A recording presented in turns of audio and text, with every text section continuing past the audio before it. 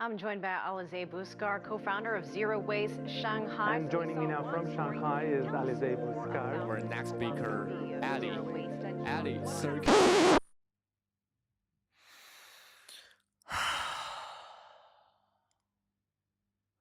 What am I gonna do? Everything is gone. What am I gonna do now?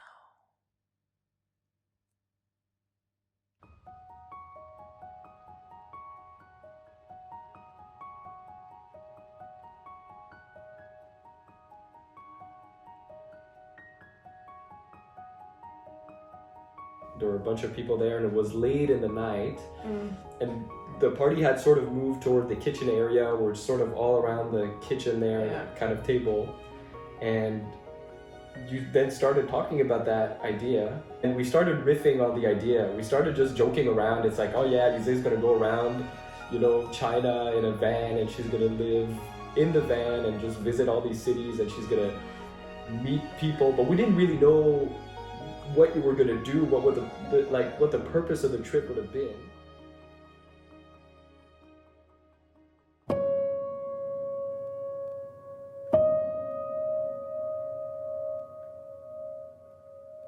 The beginning of the KAILU journey ultimately comes down to following a dream, a childhood dream. A dream that sounds maybe too corny or even unrealistic. But I suppose that was the lesson I had to learn in 2020. Who are you when the image you created of yourself has been stripped away? When ego takes hit after hit? At the core, who are you?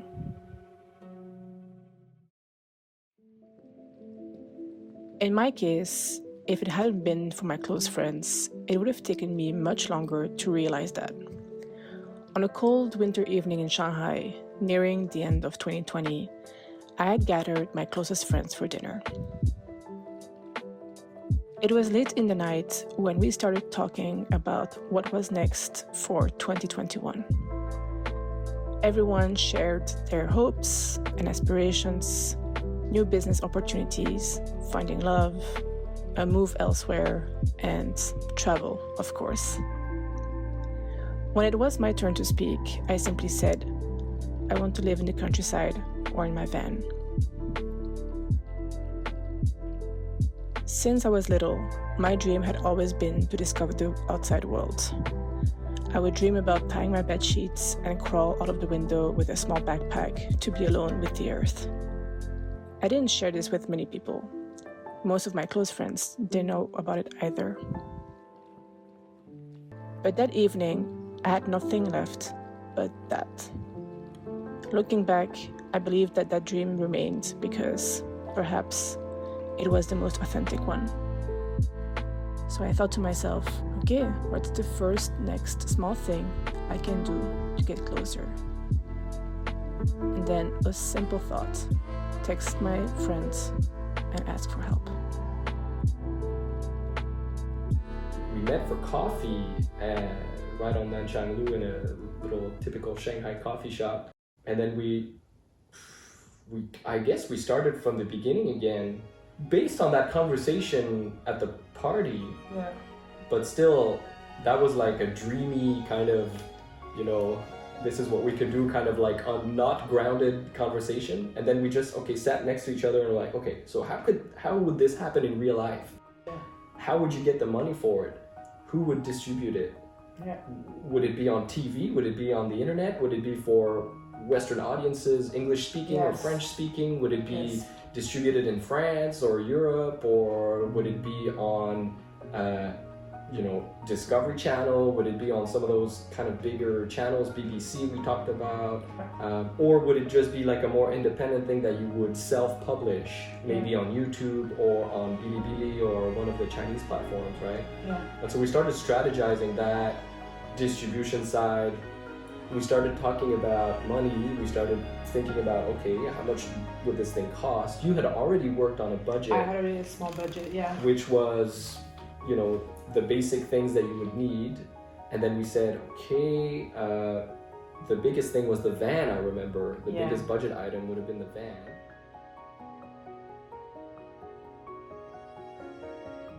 So we are Monday, January what? 18th.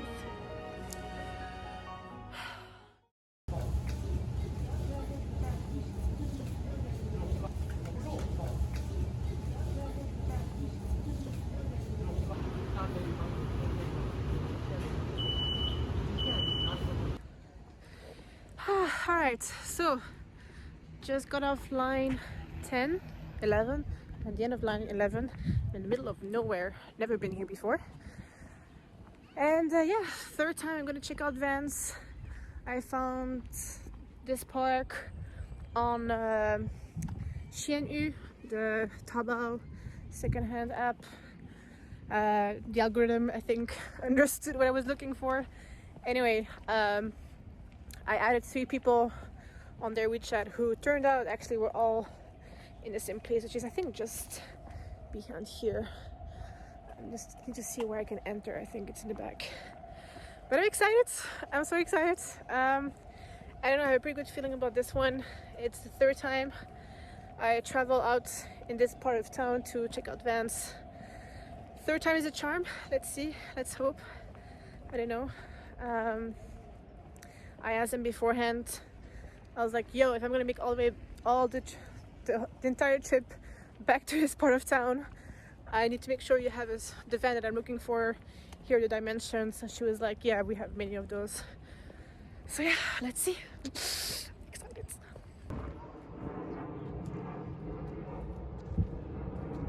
店呢？没有见，要不要大象？我就要看一下多少公里。公里数大概8、9万。8、9万。8、9万公里。Okay.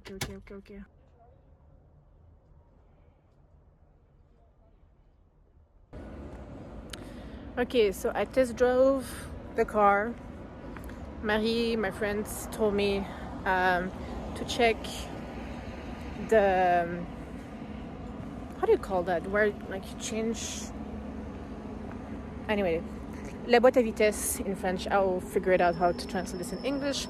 The brakes and the tires, which are all in pretty good shape. The car is old.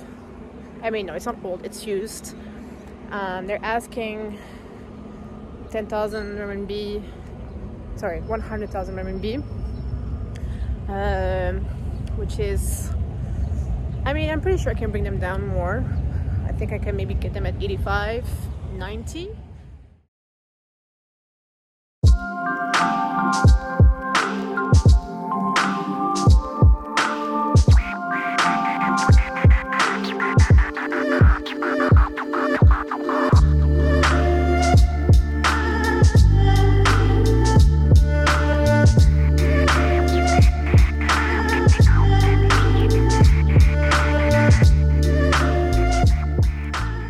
So I remember when you pitched in the idea of having KAILU there. Yeah. And I was like, okay, that's it. This is I gonna remember work that for sure. moment too. Yes. Because it's such a good story. It's a Shanghai rescue dog following its owner on a tour around China. Yeah, I remember. With such a good purpose. Yeah. You know, going to visit schools for workshops or meeting entrepreneurs that are in sustainability around China, and the dog follows, and I was like, that's a great story. And we were going to go and meet Dalton a few days later, which was actually a pretty illuminating, enlightening conversation. We come in there and we're sort of like pitching the project, and he's asking these questions, and actually we had answers for most of the questions. Yes. I was happy to see that. Yes. He's like, oh, okay, so do you have a presentation? Yeah, sure, open the computer. Here it is, like a 20-page PowerPoint, and with all the information. Do you have like the list of episodes? Yeah, that's page 13 right here. And you know, do you have the list of people you're going to interview? Yeah, sure, they're here. How's the budget? And we talked like verbally about the budget, and at some point I'm like, well, actually I have an Excel spreadsheet with the budget on it. Boom, the computer again. Yeah. And he's like, well, actually, that, you know, you guys are doing well. You're pretty advanced already. And then that's when we looked at the detailed numbers. It was encouraging because Dalton by no means shut it down. He was actually, you're working on something really good. Yeah. You still need to do a lot of work on it. Yeah. But the direction is right, and this can work. Yeah. And so we came out of this meeting thinking, okay, that was good. Yeah, still a lot of stuff to do, but this is good. Yeah. Because it's so impressive and it's such a good story that a foreigner in Shanghai would start a company to push sustainability in the minds of people. Yeah. And it's so something that people want to get into. Yeah.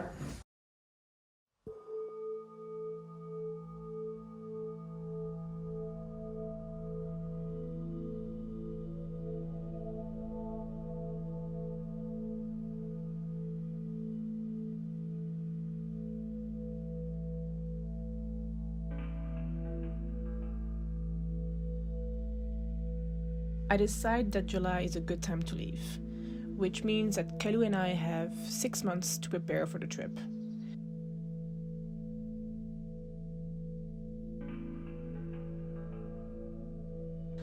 I look up a storage space for all my belongings, and all the necessary corporate admin is also a priority at this time.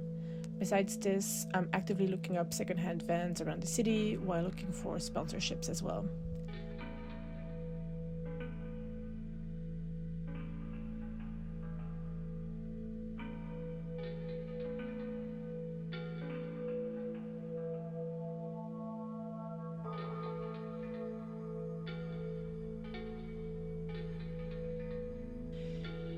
Gaultier and I keep working on the project. We pull strings, we meet people in the industry who generously give us more details, feedback, and advice on how to proceed forwards. Your determination to make an impact on the world doesn't change, but your ability to do it completely disappeared. So there's a tension there, and that inability to continue doing what you were doing frustrates you. You try to change it, you try to go through it, but it just doesn't work. And the forces against you are just way too big. It's a global pandemic, so what are you going to do?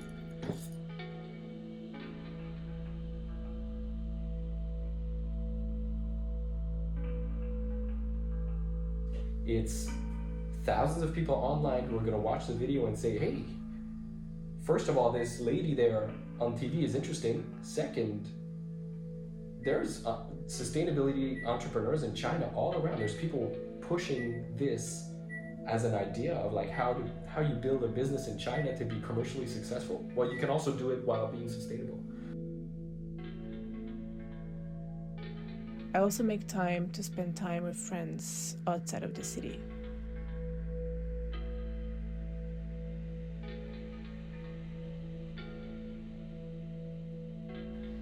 By May, I realized that the van plan won't be possible on this trip, so I decided instead to rent a hybrid electric car.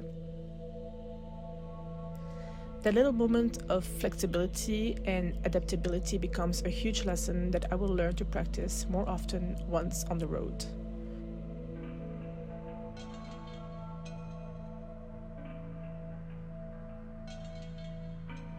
We're now in June, and we have 1 month to go before departure. I am surprisingly calm and relaxed about the whole trip. In the mornings, I sit at my desk, looking over my little garden and taking in the time and space I'm currently in. This house has been my favorite abode in the city, a safe harbor and a place of expansion. So much has happened in the last 2 years I lived here, and I am, surprisingly, not sad to leave it. Everything feels good. I feel like I am on the right track, doing the right thing. There are no regrets, no remorse, no sadness, no pain. On the other hand, there is no over-the-top excitement or joy either.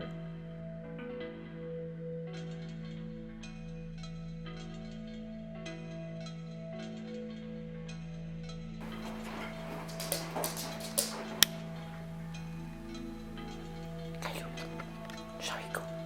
Yes. Let's go.